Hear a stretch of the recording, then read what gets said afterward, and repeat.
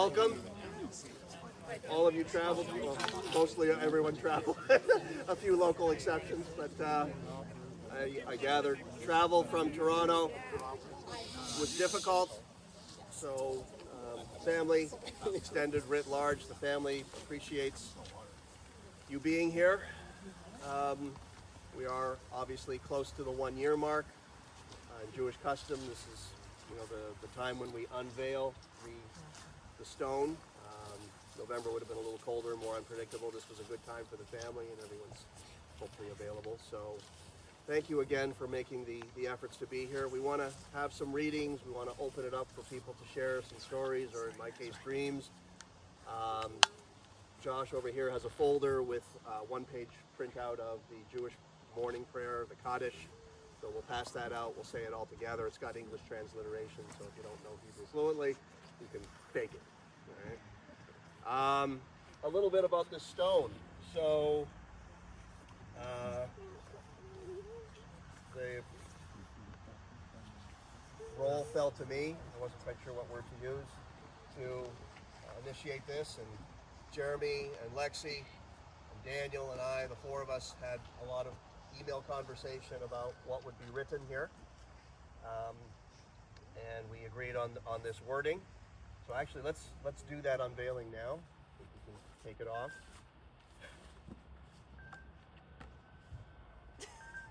If it's Naomi, it is Naomi. Hello, gnomes. You're on speaker with about 40 people. Gnomes? Naomi? She'll be here shortly. So, this is Muskoka stone. Yeah. And Linda, thank you to Linda, who put me in touch with Stonecraft Monuments. And they're in Toronto. They had done a stone for Bobby Myrna. And when I met with them, just gave them a little background on Mike, they immediately pointed me to this kind of stone as opposed to any of the other options. It's called Muskoka stone. I'm not actually sure it comes from Muskoka. It may actually come from somewhere else, but it looks like the granite that we all know so well here. And you can read the wording yourself. The word Saba is Hebrew for grandfather. That's how Mike liked to be known by Naomi's grandkids.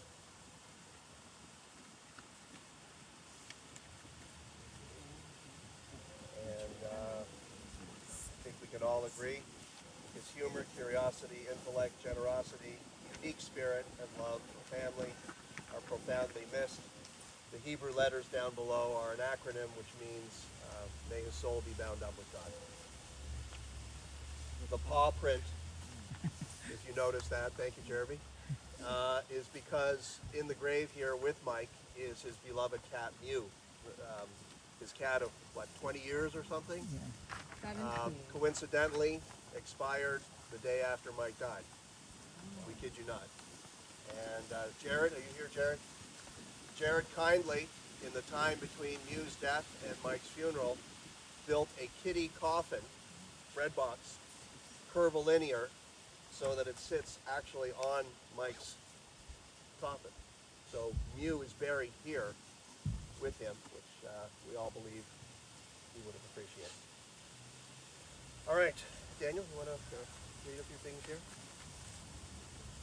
Slowly and loud. May God remember the soul of Mike, who has gone to his eternal home. For the sake of Tikkun Olam, I freely give tzedakah in his memory. For the sake of his precious soul, let my memories, my prayers, and my acts of goodness bind him to the bond of life. May I bring honor to his memory by word and deed. May he be at one with the eternal, who is life eternal. And may the beauty of his life shine forevermore. Yitzkor Elohim e nishmat shehalach loma kini nodetev tzedakah vad hazkarat nishmato anati nafsho tura bitzror hachayim ut minuchato kavod sova smachot e pnecha nimot bimincha netzcha. Well, Want to do the other reading? Sure. English? Good Hebrew. Thank you. Well, there's a translation. Oh. Cheat sheet. Very good. God of pity and love, return to this earth. Go not so far away, leaving us to grief. Return, eternal one. Return. Come back with the day. Come with the light, that we may see once more across this earth's unsettled floor the kindly path, the old and living way. Let us not give way to evil in the night. Let there be God again. Let there be light. Last One more. Merciful God, God Most High, let there be perfect rest for the souls of our loved ones who have gone into eternity. May they find shelter in your presence among the holy and pure, whose light shines like the radiance of heaven. Compassionate God, hold them close to you forever. May their souls be bound up in the bond of life eternal. May they find a home in you, and may they rest in peace. Together we say, Amen. I'd like to open it up to anyone who wants to share a funny Mike story, a touching Mike story, a dream. We have stones here. It's also Jewish custom to put a pebble on the tombstone. So when we are done today, before you leave, please do that. And I think you have heard that there's lunch back at Naomi and Jeremy's afterwards. But would anyone like to? I have a brief statement. Sure, please. I won't be nearly as humorous as it was last year. It's just that Michael left me a gift, which I didn't know about, which was an arbitration that he had scheduled. A no-win arbitration. No, he had it scheduled, and then he had to cancel. So I picked it up, and that was kind of weird. That it was whatever. But I decided it the same way Michael would have decided it. I think we settled it or something. But it was kind of weird.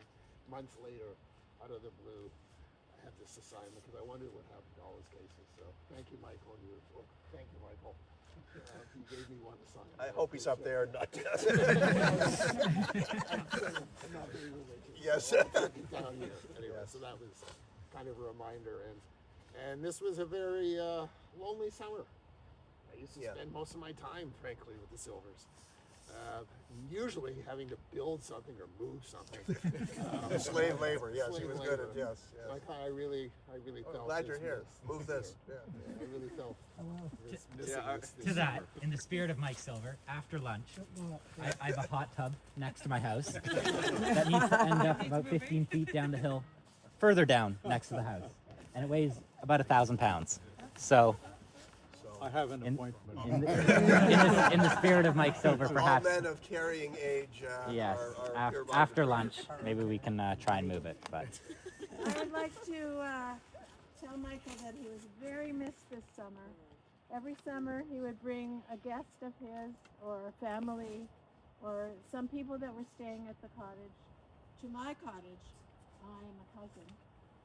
And he would come in the door with his friends and say, "There is the biggest fish ever caught in Clear Lake." And I finally said, I'm going to have to charge admission here, 10 cents at least.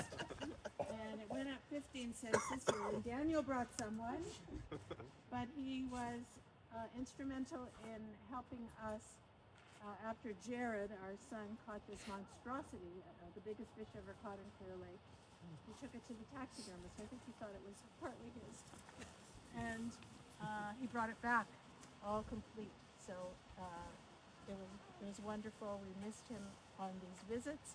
He would often drop in and sit on the rocking chair that belonged to my grandmother, his great-grandmother, and talk and just sort of hash over life. So we greatly miss him, greatly. Gary, Just briefly to you say, want to look at the camera because actually Matt's recording. just briefly to say that Mike's spirit and generosity is a gift that lives within me every day. He bailed out my ass 3 times when life pulled the rug out from under me, and it's a light and a gift that I will always treasure. Thank you. I just want to build on that, Gary. I mean, Mike for me was so many different facets: older brother, mentor, ass kicker, guilt person to get on some cause or other. But his generosity was really a huge dimension of him, and I just, whether it was hosting my 60th birthday with surprise birthday, which was a year ago, July, or all the many times, we would be over there for dinner, and he would just get stuff, or he would buy things and just give them to me or to Daniel or to Jackie. And then, a lot of you are his friends, and so you all know about, whether it was boat rides or stays at the cottage, or in some cases, legal work done, pro bono, just because it was the right thing to do. One of his friends was falsely accused, and Mike took up that cause to fight it and get the guy a settlement. I'm talking about Mark. Yeah.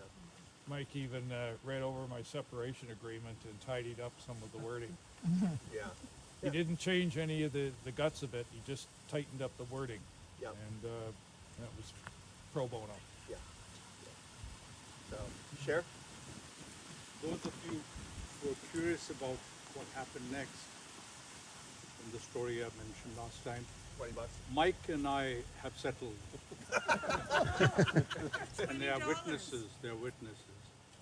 2 days after we were here last, Lexi and Sandy and I went for dinner.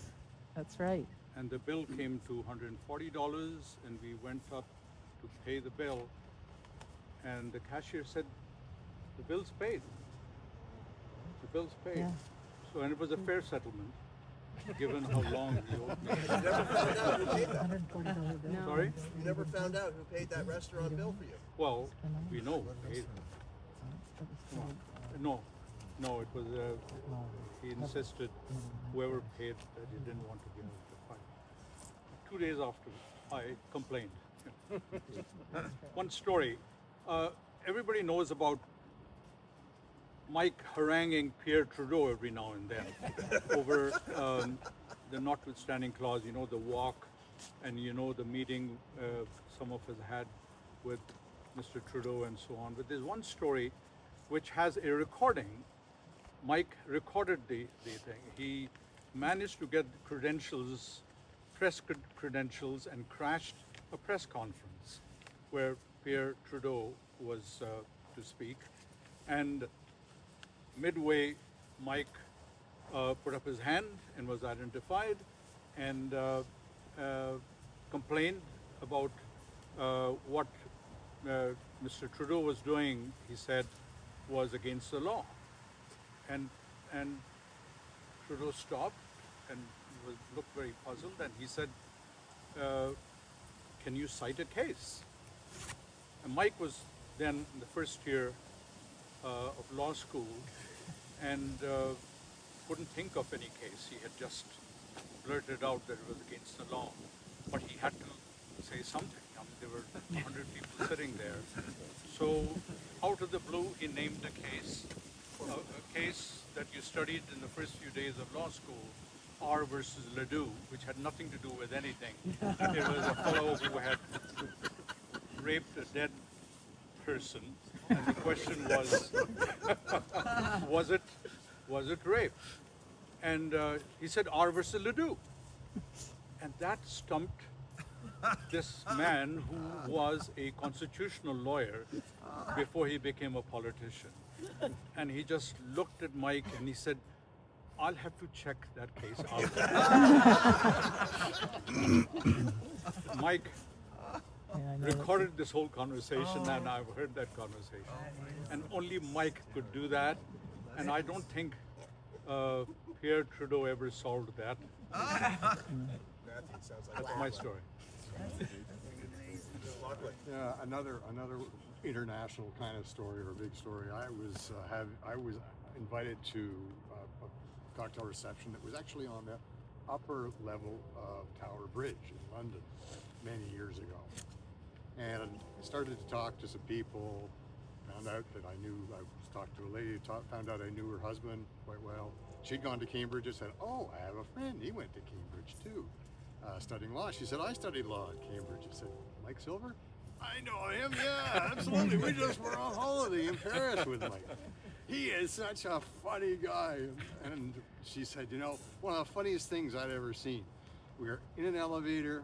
We get on the elevator going up. guy walks in with a cell phone, and he's blah, blah, blah, blah, blah, and there's a fairly packed elevator, and it's irritating everybody. Blah, blah, blah, blah. The elevator door closes, he's still talking, and then Mike starts going from the back corner, ring, ring, ring, ring, ring. And he takes off his shoe. Hello, hello, hello, hello. The guy pressed the thing and opened he left. Only Mike could. For the under 30 crowd, that's a Get Smart reference. It is. But I will say, when he died, I didn't know what the year was going to be like. And what I found interesting, because he has this incredible sense of humor. Every day, I find something to laugh, an experience I enjoyed with Mike. And it's wonderful. He was that kind of guy. He left us all with sort of that legacy of humor in a way that I don't think I'll ever see again. But wow, I'm so glad I knew. Thank you. Anyone else have a kind memory, funny story? Has anyone else had dreams with Mike? Yes. Raise your hand if you've had dreams with Mike. Okay. Jared, do you mind? It's hard to remember now, but I think we were at the cottage, and we were sitting around. I think you and Mike were sitting next to each other, and we were talking about something. And all I remember from waking up was that he agreed with me, but he did not agree with you. sounds more or less in line with life. Lex, Jared, Sandy? Oh, mine wasn't a dream, but 2 weeks after Mike died, at my house, I pulled in, and there was this thing above a light, and I'm looking at it thinking, what the heck is it? And it was an owl in the middle of Toronto. And that owl sat there, like, it was so weird, and looked around at everybody, and I phoned the neighbors, and we all took pictures, and it sat there for an hour and a half, just looking at the house. I've never, seen an owl. I've never even seen an owl in life, but to have an owl in the middle of Toronto, that was a So I sign. want to build on that. How many have been to the bench in the Barrens? Okay, if you haven't seen the bench dedicated, Daniel did a fantastic job. The inscription, and it's a forever bench. It's made of stone. It's not going anywhere. It's planted in. You go to the parking lot area, you bear left toward the dark sky, and it's right there. So anyone who hasn't seen it, you should go. So Daniel let me know back in the summer, I think it was June sometime, that it was there. So I go there a day after it had been, or a day or two after it had been planted, and there's this raven Wow. that's guarding this bench. Now, ravens, they're sort of assertive animals, but he's as close to me as this black sign, okay? And he's not moving. And he's basically guarding the bench. And I took a picture of it, and I sent it back to Daniel, the bench is beautiful, great job, great placing. Oh, by the way, there's this raven. And Mike said, ha, the guy who planted the thing yesterday said that raven was there, and he showed me the text. Yeah. And then for the next day or two, people who went there saw this raven. Yeah. And there it was. Gnomester, you're here. Oh. Hello. Anyone else have a dream? I have two. One of them I wrote down because it was maybe the first dream I had with him. No, come on up. Okay, I have a lot of notes with dreams, so you have to give me a second.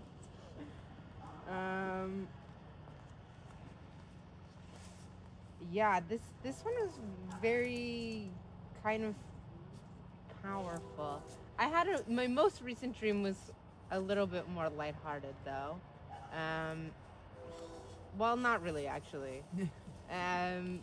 He was in my dream and he was kind of joking around with me, like, you're not gonna put that on my credit card. It's the Uber. I don't even remember what it was, but he was in good spirits about it. But then I had the realization in the dream, oh my God, he doesn't know he's dead. Because our relationship, I'm not putting anything on his credit card anymore. And then I had this overwhelming, horrible feeling of grief, and I woke up because it was like, oh my God.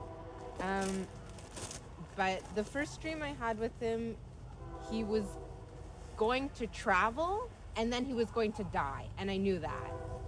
And then and he was going to come back after his travels, and then he was going to die, and that was like the premise of the dream. And I knew that he wanted to travel, so I felt like I couldn't say anything like, please don't go, I don't want you to go, I don't want you to leave. We were at home, but in the dream the house looked different. It was like kind of like a Mediterranean style house where the staircase was exposed to the courtyard. Speak up a bit over the train. Yeah. Thanks, Harvey. Louder. And then he was showing me pictures that he had taken, and it was kind of random. There were pictures of me and my ex-boyfriend. He was like, oh, you know he really loves you. But in the photos, the ex-boyfriend was completely obscured. So I think the interpretation is like he was not really talking about this person at all. He was talking about our relationship. And then I replied to him like, yeah, I know that. And then we started to walk up the stairs in the house, and each stair had like a different plant on it. And on each of the stairs, he would stop and explain the ecology of the plant. And it was so beautiful, actually. It was like, it was, sorry.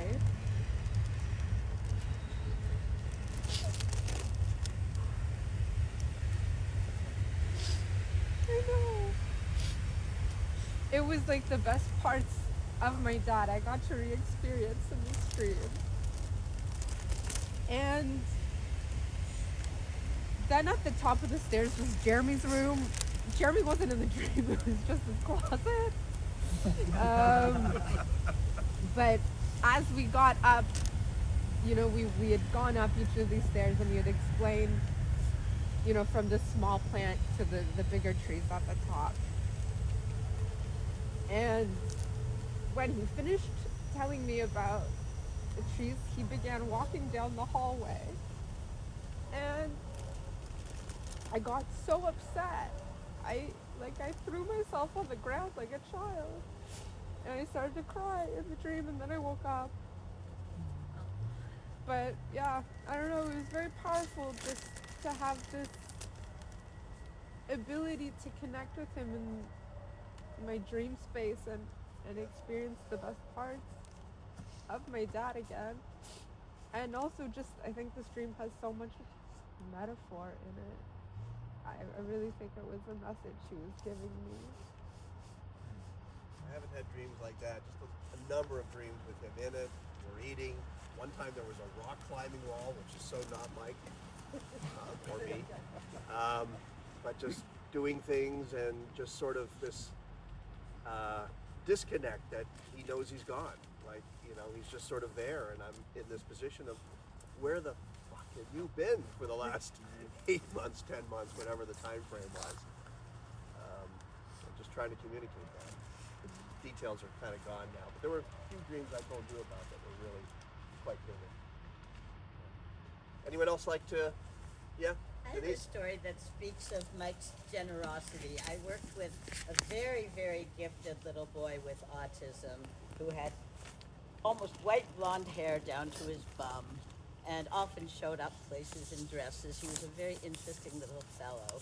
And he had a lot of the same interests as Mike in the dinosaurs and the ancient plants and everything. And Mike generously let him come over with me and see his little museum that he had in his house.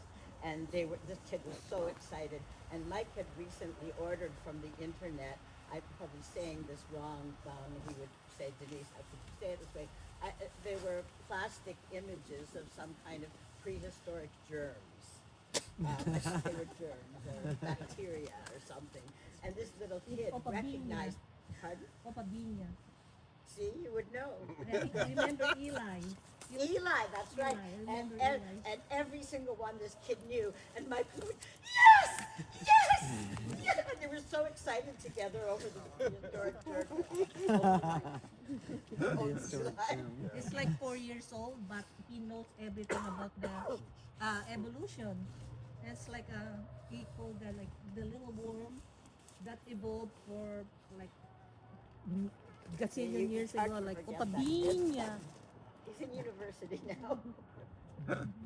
Anyone else like to share a quick story? Remembrance? Share? The train we heard is very significant. Mike was very fond of it. 44 years ago when I first came here, the next morning we walked all the way here and waited here until the train passed by. And he told me about his childhood memories of the train. It was very timely. We used to race to the train Yeah, to I do. was gonna say, yeah. To put quarters on. Well, as kids, he and I would do that, yeah. And we walked along the train track. You'd never do that today, but put the money on, watch the train go by, and be like a pancake. The train went by during his funeral as well. Anyone else like to say anything? Yep, Gary. So Mike lived across the street from us, and would just come totally unannounced, knock on the door, and would help himself to a meal or or the fridge or what have you. But the significance of what I want to say is what a friend he became to our 11-year-old Julian, and they both had the same curiosity, the same, and Mike had an 11-year-old kind of temperament too. And then one day, Julian at school used a swear word. He basically told somebody to fuck off or something like that. Well, whatever. It was not a good word. And of course, at this private school where gentility and bourgeois ethics are the norm, he got hauled in to the teacher's class, and the question was, where did you learn that? And his answer was, my friend Mike. And of course, the school was horrified because some other 8-year-old is running around swearing, and they wanted to know who this Mike guy was. And when it came out it was our Mike, there was just silence. And anyway, I could go on and on, but I won't. We're still waiting for When Mike him. was a kid at the cottage, you mentioned about raiding your kitchen. He was very proud. One day, I think he was 12, 13, 14.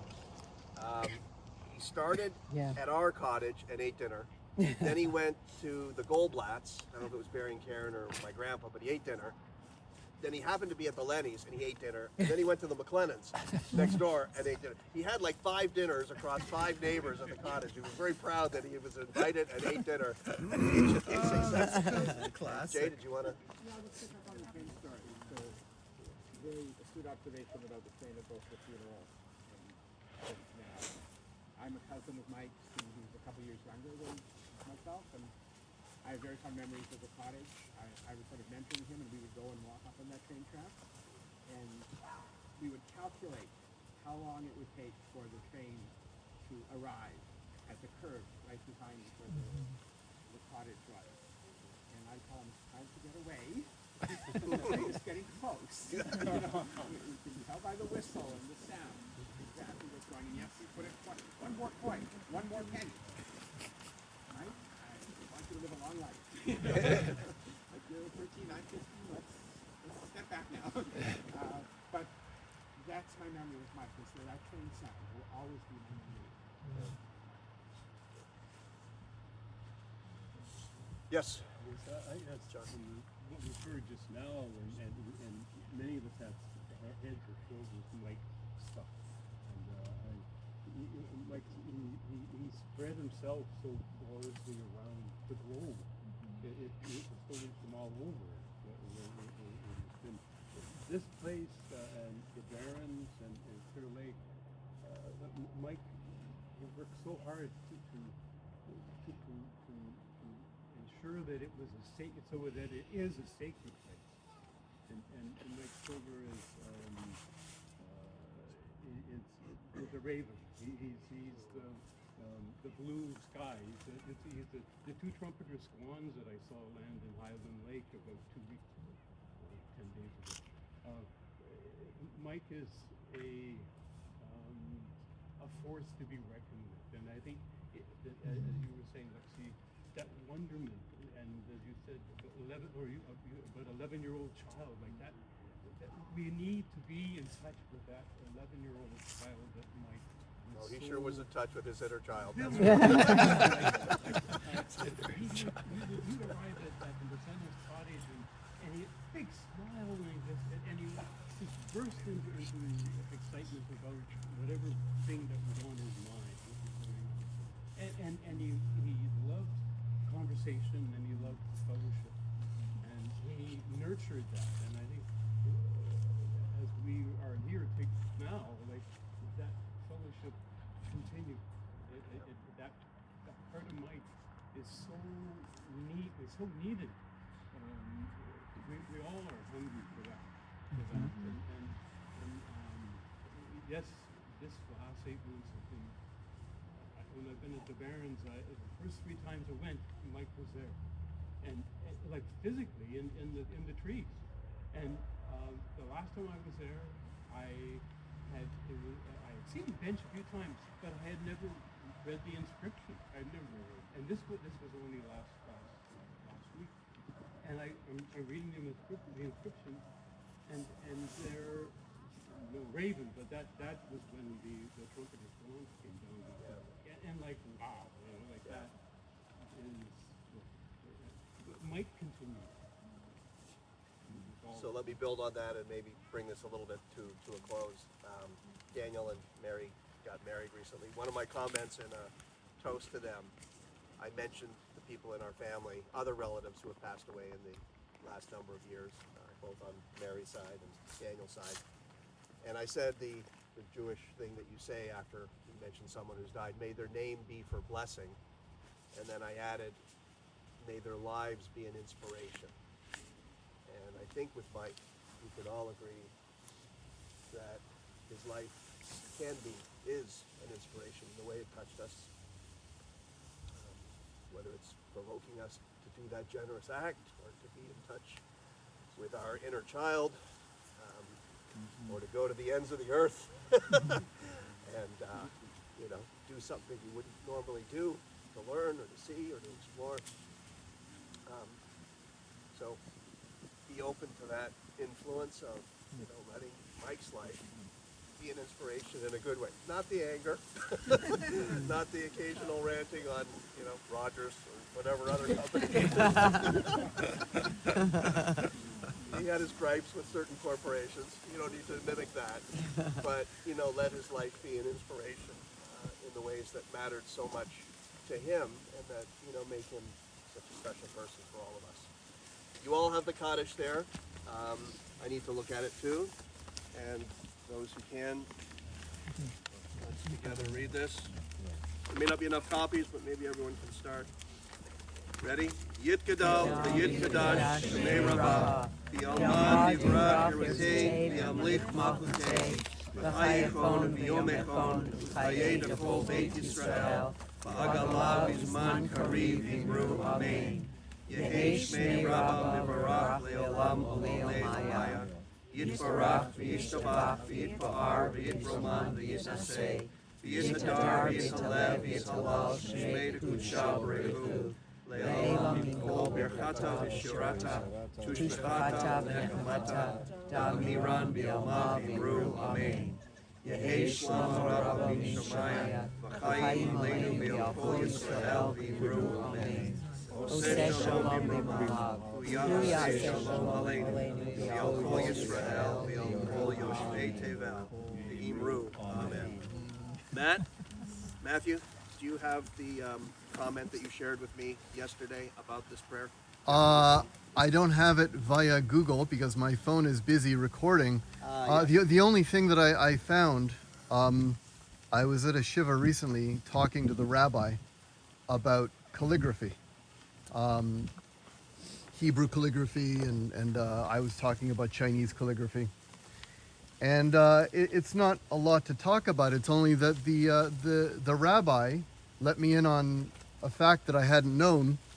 The mourner's Kaddish is not in Hebrew. I thought it was, but it's not. The mourner's Kaddish is actually in Aramaic. It's probably phonetically Hebrew, which is why it can be read in Hebrew, but it's actually Aramaic. And the explanation was something convoluted about actually it being for the people and not for the angels. So in being Aramaic and not Hebrew, it's more likely to be accessible for the people. understood by the mourners and not so much. It's kind of like it's our time, it's not the angels' time. I thought it was interesting. It's also a prayer that's mostly about how great God is, but it's also mystically considered a prayer to kind of support the spirit of the deceased. Yeah. That's why you say it in and around a funeral time, to help that spirit find peace. So we have stones here. I think you know the tradition. You just kind of put it on and say any words quietly you'd like to, and then we'll be heading back to Naomi's where food awaits. Thank you.